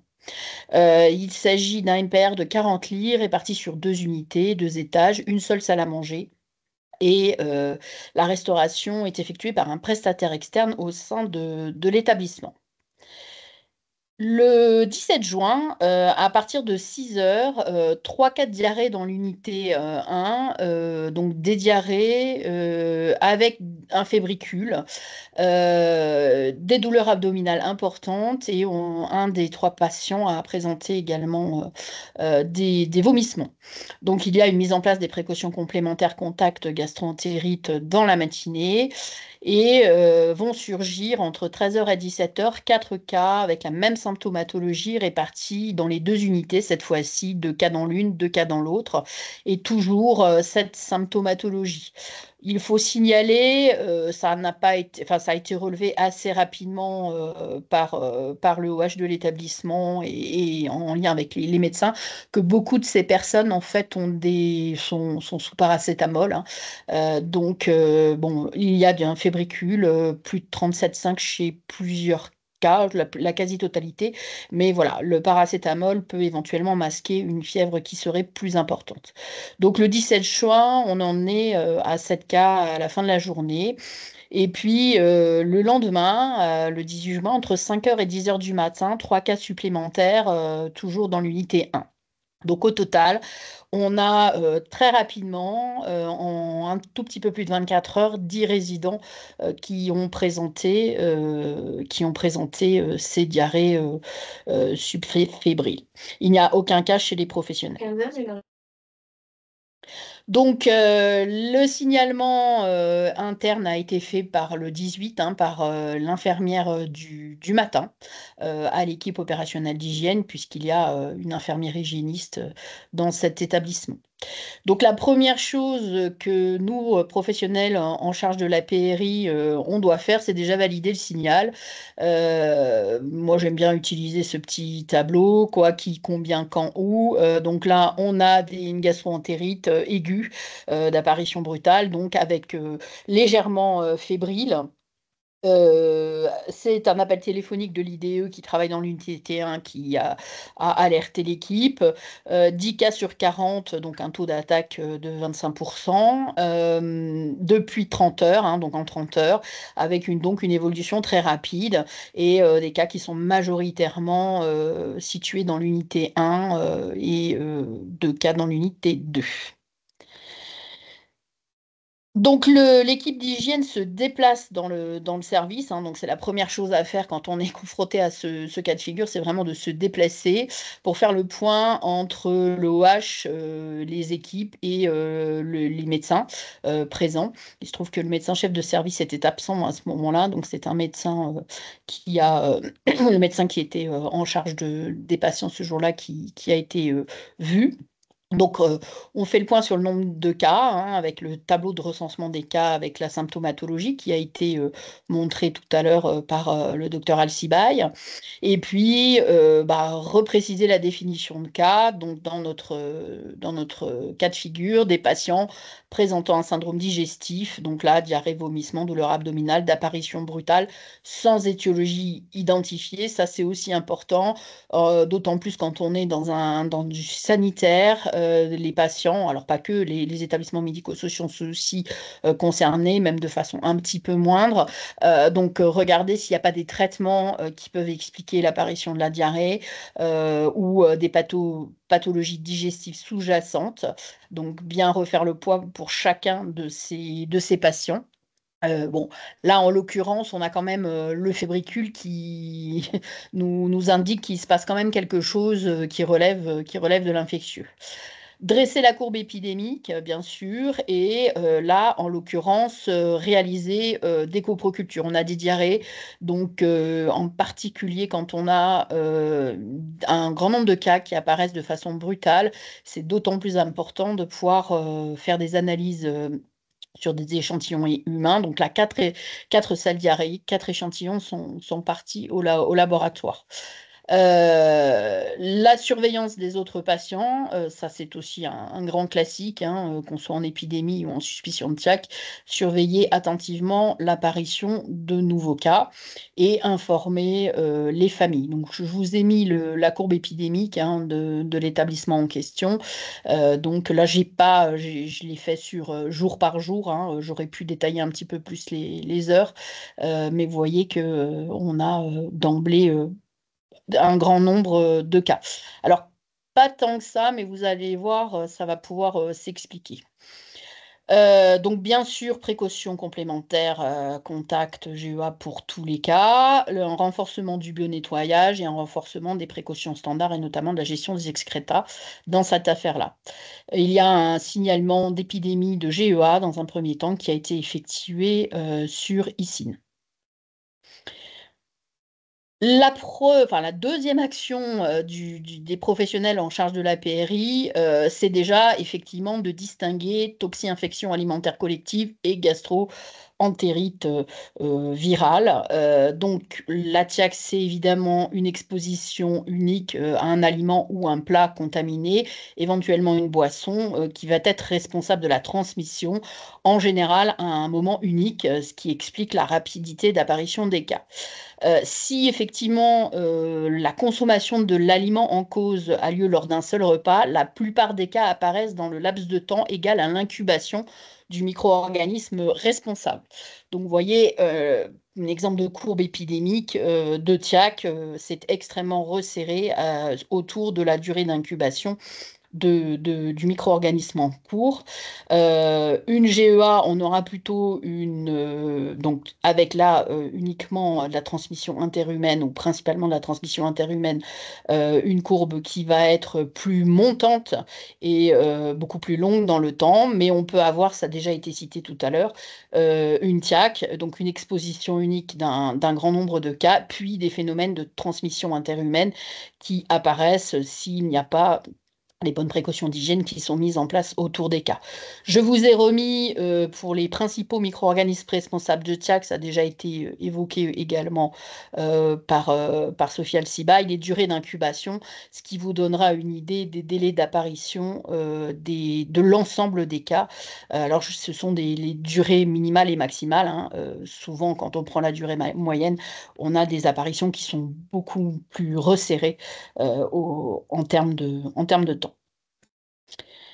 Donc le 19, on arrive à J3, on n'a pas de nouveaux cas, donc l'IDE hygiéniste va soupçonner une TIAC en raison de l'apparition et d'un nombre notable de cas, de l'absence de nouveaux cas en suivant, de la présence de ce fébricule, hein, et puis de douleurs abdominales intenses. Et puis, ça va lui permettre, en lien avec le cadre du service et avec accord de la direction, d'alerter le prestataire de restauration. Donc ça, c'est vraiment une chose qu'il faut faire aussi assez précocement, alerter la cuisine, qu'on soit sur un prestataire ou une cuisine interne. Et ça va permettre de mettre de côté les échantillons des repas là, des 3 jours précédents, donc 14, 15 et 16 juin dans notre cas de figure, en vue d'effectuer des analyses. Et également, ce qui a été réclamé, c'est le tableau de suivi des températures des plats alors différents moments, des expéditions dans le service, de l'arrivée dans le service et du service des repas. C'est un service de repas en salle à manger, hein, donc les plats sont allotis de manière collective, ce ne sont pas des plateaux. Il y a également convocation d'une cellule de crise afin de faire le point sur la situation et les mesures à prendre. Donc les personnes invitées, dans ce cas de figure, c'était la direction, l'encadrement, le médecin en charge du service, les professionnels de soins présents, au moins un de chaque catégorie dans le service, correspondant en hygiène, l'équipe d'hygiène bien sûr, le prestataire de cuisine, la lingère parce qu'on avait ils avaient un petit problème de linge avec des diarrhées assez profuses et récurrentes, et puis le prestataire d'entretien des locaux également. Le surlendemain, donc le 20, on n'a toujours pas de nouveaux cas, hein, ce qui confirme, on va dire, renforce, on va dire, l'hypothèse d'une TIAC. Et on a évidemment le résultat des 3 coprocultures avec une présence de Salmonella enterica, sérotype enteritidis. Il faut savoir que ce sérotype, il n'est absolument pas exclusif des œufs, mais c'est quand même le principal sérotype que l'on retrouve quand les œufs sont impliqués. Donc là, on confirme, hein, la toxi-infection alimentaire collective. Donc ce matin-là, la cellule de crise se réunit. Donc il est décidé d'informer l'ARS et de faire une DO, d'organiser l'enquête alimentaire et d'analyser les relevés de température qui avaient été demandés à la cuisine.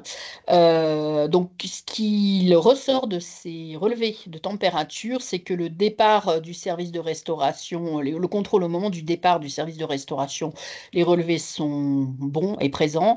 À l'arrivée dans le service, on a également des relevés qui sont conformes. Et au moment du service, on a 2 repas sur 6 pour lesquels on a des relevés de température, mais on constate que les entrées froides et le fromage ne sont pas, sont un peu chauds, avec des températures un peu élevées, de 12 à 15 degrés. Les plats, par contre, sont conformes et on a 4 repas sur 6, un défaut de traçabilité. Il faut savoir que le délai d'arrivée on va dire des plats pour la restauration et le service des repas aux patients est souvent espacé de plus d'1 heure. Il est également décidé de traiter l'ensemble des cas certains et probables, hein, donc avec ou en absence d'une coproculture positive, et l'hypothèse est donc une TIAC à salmonelle. Les professionnels en charge de la PRI vont pouvoir participer à l'aide à l'investigation de cette TIAC, même si ça n'est pas à leur charge exclusive, hein. Donc, je rappelle les mécanismes d'action d'une TIAC. Il y a 3 étapes: la contamination, la prolifération et la persistance. La contamination des produits en amont ou l'introduction des micro-organismes dans les denrées par des manipulations ou par la non-conformité du matériel ou des locaux, des nuisibles aussi qui pourraient se balader d'un lieu à l'autre et déposer sur des aliments des micro-organismes. La prolifération, donc la multiplication des micro-organismes, ou la production de toxines dans la denrée qui est normalement gérée. Enfin, on va dire que c'est souvent lié à un défaut du couple temps-température, avec des températures qui ne sont pas conformes, qu'on soit en liaison chaude ou en liaison froide, ou alors des DLC. La plupart du temps, les DLUO sont un peu moins d'impact, mais des DLC qui ne sont pas gérés et respectés. On avait donc dans notre cas de figure une hypothèse sur la rupture de la chaîne du froid avec un dysfonctionnement du chariot repas côté froid qui a été mis en évidence. En ce qui concerne la persistance, donc la survie des micro-organismes dans les denrées ou dans l'environnement, c'est souvent suite à des défaillances de procédures de nettoyage et de désinfection. C'était de petits rappels. Donc, le premier but, ça va être de rechercher et d'éliminer la source. Donc, l'enquête alimentaire pour trouver la source et avec éventuellement l'aide de l'analyse des échantillons de repas. La première chose que l'on va faire, c'est voir la composition des repas. Donc, les menus de la semaine ont été transmis et faire le point également sur les régimes, les textures, les menus choisis par les patients touchés. Tout ça a été transmis par le service à l'EOH et à l'ARS. Il faut savoir que dans ce service de SSR, en fait, il y a un choix de 3 entrées, 3 plats et 3 desserts à chaque repas, ce qui multiplie, on va dire, les possibilités de repas pour les différents patients. On a également recherché les autres cas dans d'autres services, puisque nous sommes dans un établissement où il n'y a pas qu'un service de SSR, il n'y a pas d'autres cas identifiés dans les autres services. Et y a-t-il une notion de lien avec un atelier cuisine, puisqu'il y a des ateliers cuisine, hein, il y a de la réautonomisation des personnes, et donc il n'y avait pas de lien avec un atelier cuisine qui aurait été réalisé dans les jours qui précèdent. Et puis, on s'était posé la question de savoir si le prestataire externe intervient dans d'autres établissements, ce qui n'était pas le cas. Hop, pardon. Ce qu'il a été fait également, c'est d'essayer, enfin ce qu'il faut faire, c'est d'identifier un potentiel dysfonctionnement, donc un audit en cuisine, appel à un prestataire. L'audit en cuisine, c'est compliqué pour une équipe opérationnelle d'hygiène. Je rappelle que les notions d'achat CCP ne relèvent pas forcément du rôle de l'équipe opérationnelle d'hygiène, donc en fonction de la capacité et de la formation de l'équipe opérationnelle d'hygiène, soit elles se sont capables de procéder à cet audit elles-mêmes, soit il faut faire appel à un prestataire.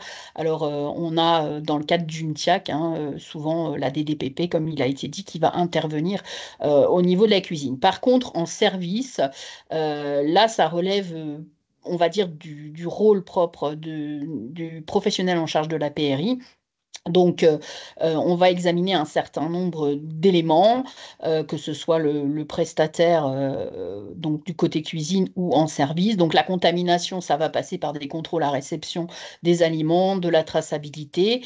Évidemment, vont être analysés l'état et l'entretien des locaux et des ustensiles, la présence de nuisibles, les conditions de stockage, aussi bien en cuisine mais aussi en service par les professionnels en charge de la PRI. La tenue et l'hygiène des mains, également des deux côtés. En ce qui concerne le risque de prolifération, on va vérifier que les DLC sont bien contrôlés, que l'on ne retrouve de rien de périmé, que ce soit du côté cuisine ou en service. Le maintien des températures et la rapidité des variations de température. Alors ça, c'est plutôt du côté cuisine. Quand on est en lésion froide et qu'on a un plat chaud qui a été cuisiné, la descente en température doit se faire dans une cellule qui est contrôlée et on doit on va dire atteindre une température de réfrigération en moins d'une heure. Donc ça se fait à partir de cellules froides un petit peu particulières. Mais ça va être également le maintien des températures dans les services, quand on reçoit du froid ou du chaud quand on est en liaison chaude. Et il faudra pas oublier la question des chambres. Ça, c'est essentiellement dans le médico-social, s'il y a de la nourriture conservée dans des réfrigérateurs en chambre. Mais je vais y revenir. Donc, en ce qui concerne notre SSR, l'hypothèse sur la rupture de la chaîne du froid est toujours présente. Et donc, on garde ça dans un coin de la tête en ce qui concerne l'exploration des causes. Pour la persistance, des défauts de cuisson, éventuellement à regarder au niveau de la cuisine, et puis tout ce qui est réservoir environnemental qui pourrait contaminer l'alimentation. On revient sur l'entretien des locaux et ne pas oublier le contrôle de l'eau de boisson, le cas échéant. Ce qui n'a pas été retenu dans le cas du SSR, puisqu'on a, je vous le rappelle, que 25% de taux d'attaque, 10 cas sur 40 pour l'instant. L'audit des pratiques de service des repas, qui va être une des missions de l'OH ou de l'EMH éventuellement, enfin des personnels en charge de la PRI, donc dans les établissements médico-sociaux, ça peut être évidemment avec l'aide de l'EMH.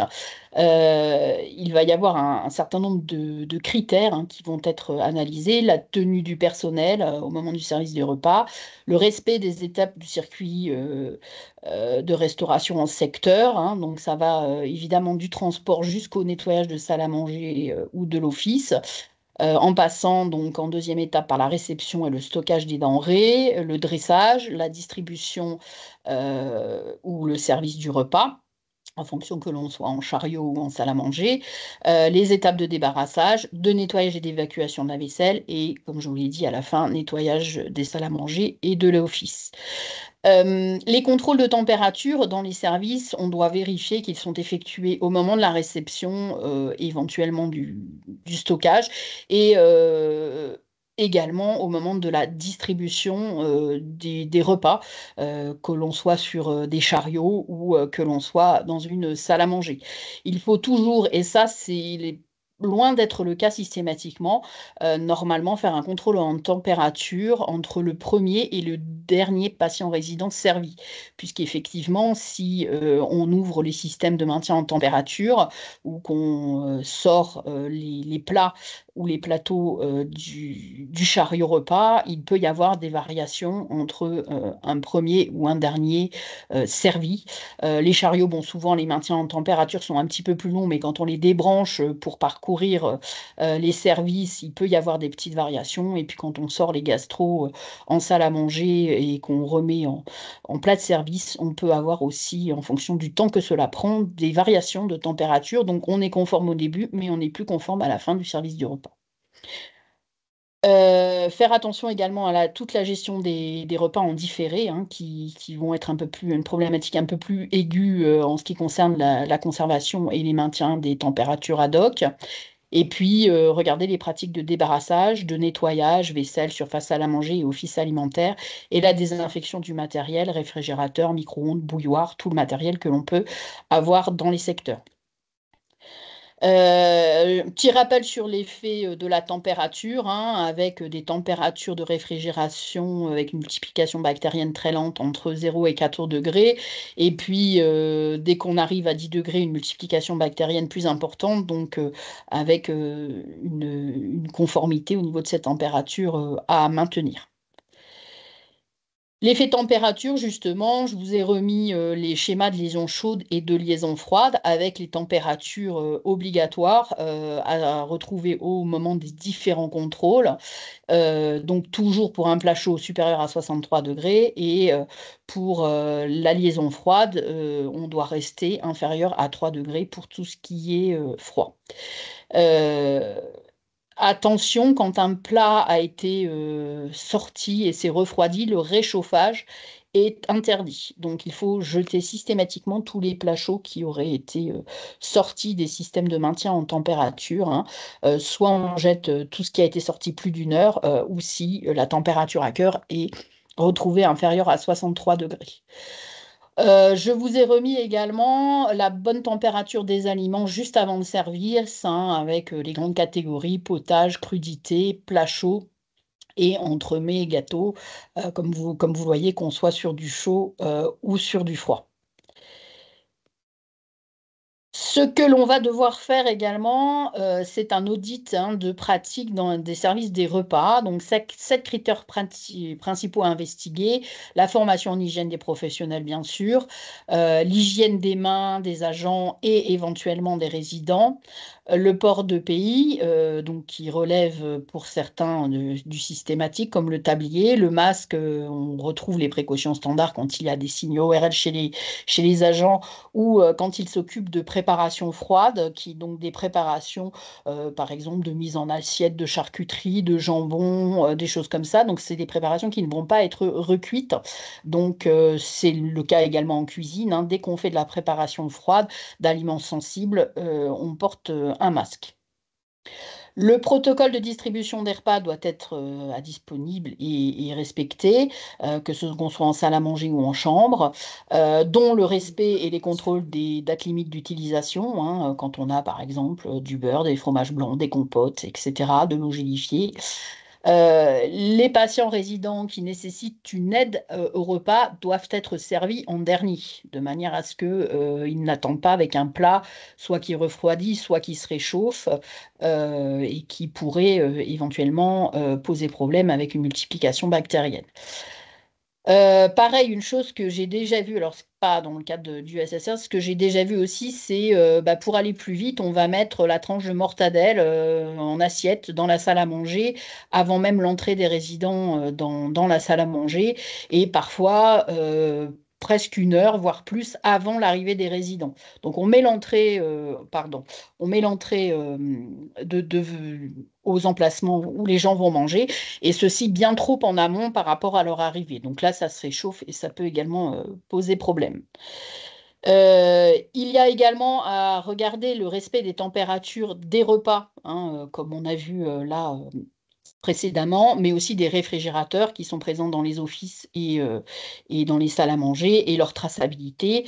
Et puis surtout, très important, l'existence d'une conduite à tenir en cas de non-conformité. Il y a énormément d'établissements, enfin en tout cas une proportion non négligeable d'établissements, donc il y a des contrôles de température, c'est pas un problème, mais si jamais c'est non conforme, il n'y a pas de solution. Donc ça, c'est vraiment une chose à mettre en place parce qu'on ne doit pas servir en aucun cas, que ce soit un plat chaud ou un plat froid ou entrée dessert, hein, peu importe, qui ne respecterait pas la réglementation en termes de température. Les pratiques de bionettoyage sont aussi un des 7 critères à analyser, Il dont reste les... 13 minutes, Émilie. Oui, Excuse-moi de faire j'ai mettre du temps. Merci, je vais me dépêcher. Donc, les pratiques de bionettoyage, dont la modalité d'entretien du thermomètre. Et on pense aussi à la gestion des serviettes de table, parce qu'il y a déjà eu des problématiques autour de ce sujet. Donc, soit des serviettes de table nominatives et qui sont stockées individuellement dans de bonnes conditions, ou un changement à chaque repas. Les gestion des réfrigérateurs peut aussi être un sujet. Un réfrigérateur dans les chambres des résidents. Alors là, c'est une gestion, je rappelle, qui reste sous la responsabilité de l'établissement. Quand on est en établissement médico-social médicalisé, en particulier quand on a des personnes prises en charge dépendantes, et on ne peut pas se dédouaner de l'état du réfrigérateur dans leur chambre. Donc, il doit quand même y avoir un contrôle régulier de la propreté et des aliments que l'on peut retrouver dedans. Et en cas de problème de gestion, la plupart du temps, c'est sous la responsabilité du résident ou de sa famille. Il faut prévoir le retrait du réfrigérateur ou l'entretien par les professionnels, ce qui est quand même plus rare parce que c'est du travail non négligeable en plus. Mais disons, prévoir au moment du contrat passé avec la famille, le retrait au cas où ce réfrigérateur ne serait pas géré correctement. La direction reste responsable de ce qui pourrait arriver au résident s'il consomme quelque chose de périmé conservé dans son réfrigérateur. Les réfrigérateurs collectifs pour placer les denrées des résidents, donc c'est un stockage exclusif de l'alimentation des résidents, donc avec une identification des denrées personnelles, un contrôle de l'absence d'aliments périmés et de cartons dans ces réfrigérateurs, une date limite de consommation des suppléments au gélifiés qui doivent être reconstitués depuis moins de 4 heures, le cas échéant, des collations, du beurre hein, qui est inscrit sur chaque tablette 60 jours après fabrication, de la margarine, etc. Les dates d'ouverture des briques de lait, de potage, de jus de fruits doivent être notées. Jeter toutes les denrées défectueuses, périmées, mal ou non protégées ou non datées. Ranger les aliments en fonction de la date limite de consommation. Premier entrée, premier sortie, bien sûr. Contrôle journalier des températures internes du réfrigérateur à reporter sur une fiche de traçabilité avec des contrôles qui doivent être entre 0 et 4 degrés. Et un entretien quotidien des grilles, contre-porte et surface extérieure. Toujours, ça je l'ai dit. Donc le 21, dans notre histoire, pas de nouveaux cas. Poursuite des précautions jusqu'à 48 heures après la dernière selle diarrhéique. Une visite de la DDP avec des prélèvements microbiologiques de surface, cuisine aux fiches chariots qui ont été effectuées. Le résultat d'investigation, pas de repas identique pour tous les patients concernés, puisque évidemment, ils avaient beaucoup de choix, et donc il n'y a pas de tous les malades, les 10 malades n'ont pas consommé la même chose. Certes, on n'a pas retrouvé en tout cas de plats qui soient communs au plus grand nombre d'entre eux. Et certains patients qui ont mangé les mêmes plats, ces plats-là ne sont pas malades. Donc là, ça a commencé à poser question. Et pas d'autres cas dans d'autres services, alors que l'ensemble des plats proposés y ont été consommés par plusieurs autres patients. Et donc, on se posait la question d'une source commune à ces fameux patients. Donc, le OH est retourné interroger les patients eux-mêmes. Et une patiente avait fêté son anniversaire avec 2 visiteurs le lundi 15 juin à midi. Et il y a eu des restes du gâteau, avec notamment de la crème pâtissière qui a été remis au personnel le 15 juin à 18 h. Et les restes de gâteaux ont ensuite été partagés avec certains patients le 16 juin au dîner, dont nos 10 cas. Donc là, on a probablement, alors il n'y avait pas de reste de gâteau qu'on aurait pu faire analyser, mais l'équipe s'est dit qu'il y avait probablement, on avait probablement mis le doigt sur la problématique. Donc l'hypothèse, c'est des restes de gâteaux mal conservés, hein, qui sont restés plusieurs heures à température ambiante dans la chambre, qui ont été la source de cette TIAC. Donc, au final, le bilan dans cette histoire, l'investigation a donc identifié quelques non-conformités sur la prise de température et la gestion des non-conformités en service. Donc, ça, on en a profité pour remettre les choses à plat. L'hypothèse, hein, c'est la plus probable, c'est sur l'origine de la salmonelle, c'est la mauvaise gestion des denrées apportées par les visiteurs. Et donc, les prélèvements alimentaires et de surface sont restés négatifs. Et le génotypage a montré que les souches de salmonelle étaient identiques. C'est une souche unique. Et donc, pour finir, la prévention du risque infectieux associé aux aliments apportés par les visiteurs aux patients résidents, c'est un des éléments qui doivent nous préoccuper. Donc, déjà, informer les patients, les résidents et la famille des modalités définies ci-dessous, hein, soit par le livret d'accueil, soit dans le contrat de séjour. Donc, ce qu'il faut définir, c'est le type d'aliments acceptés et les emballages requis. Demandez à la famille de vous confier les aliments ou de vous informer en cas de stockage dans le réfrigérateur de la chambre. Surveillez les éventuelles ruptures de la chaîne du froid ou du chaud. Au besoin, contrôle des températures. Quand on vous amène un aliment, par exemple un gâteau plein de crème pâtissière, on a des thermomètres, hein, de contrôle à réception. Pourquoi pas l'utiliser pour voir où en est ce fameux gâteau que là, en l'occurrence, a été amené à 18 h. Alors, le personnel ne savait pas forcément à quelle heure ça avait été amené, mais dès qu'on a quelque chose d'un peu sensible, et là c'était le cas avec la crème pâtissière, ne pas hésiter à regarder quelle est la température. Et puis, si on a un aliment qui est resté plus d'1 heure à température ambiante, qu'on soit sur quelque chose de chaud ou de froid, le jeter. Attention, les aliments confectionnés dans le cadre institutionnel par le service de restauration et destinés à être consommés par l'ensemble des résidents ne doivent jamais être en contact avec des denrées apportées par les visiteurs.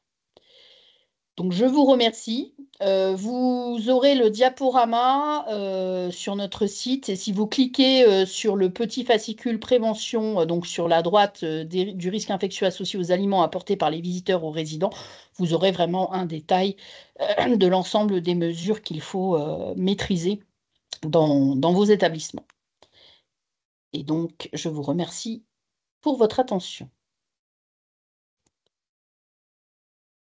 Donc, dans le chat, il y avait Anne-Claire Rémy, tu avais précisé.